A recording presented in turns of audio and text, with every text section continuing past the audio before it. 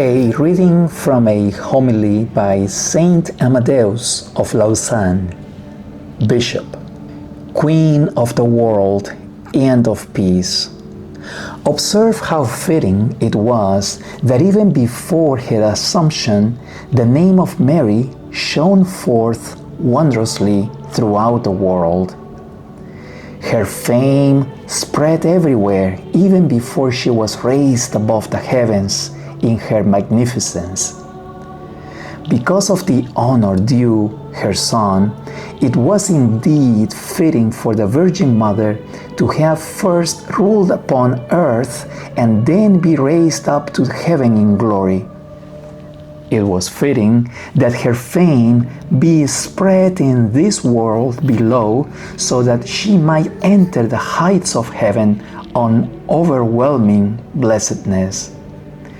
Just as she was born from virtue to virtue by the Spirit of the Lord, she was transported from earthly renown to heavenly brightness.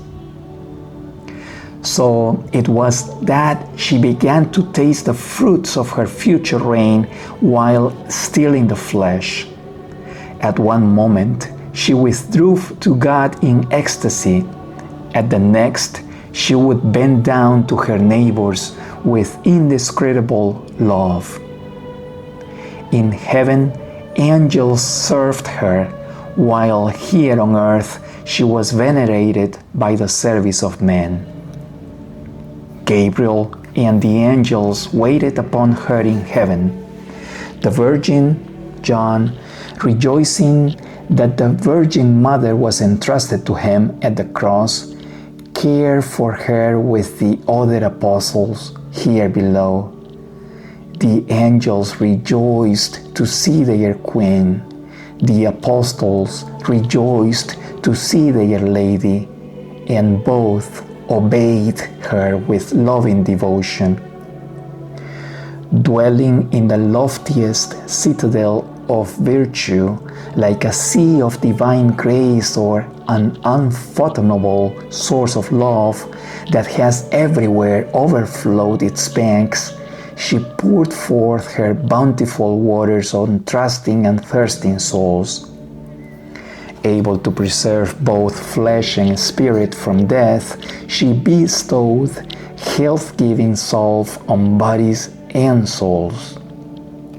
Has anyone ever come away from her troubled or saddened or ignorant of the heavenly mysteries? Who has not returned to everyday life gladdened and joyful because his request had been granted by the Mother of God? She is a bride, so gentle and affectionate, and the mother of the only true bridegroom. In her abundant goodness, she has channeled the spring of reason's garden, the well of living and life-giving waters that pour forth in a rushing stream from divine Lebanon and flow down from Mount Zion until they surround the shores of every far-flung nation. With divine assistance, she has redirected these waters and made them into streams of peace and pools of grace. Therefore, when the Virgin of Virgins was led forth by God and her Son, the King of Kings, amid the company of exulting angels and rejoicing archangels, with the heavens ringing with praise, the prophecy of the psalmist was fulfilled, in which he said to the Lord, "At your right hand stands the Queen, clothed in gold of Ophir." Hello friends.